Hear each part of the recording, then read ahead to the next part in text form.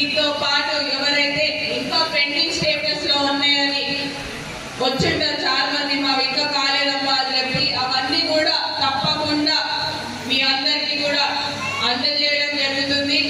ఆ pending status నుంచి మీకు కూడా ఒకరోజు ఇలానే మళ్ళీ ఏర్పాటు చేసి మీకు చెక్ల పంపిణీ అనేది కూడా చేస్తామనేది కూడా మళ్ళీ తెలియజేసుకుంటాను. దీంతో పాటు ఏదైతే ప్రజాపాలనలో మర్కల్ మండలం నుంచి విపరీతమైన దరఖాస్తులు వచ్చినాయి.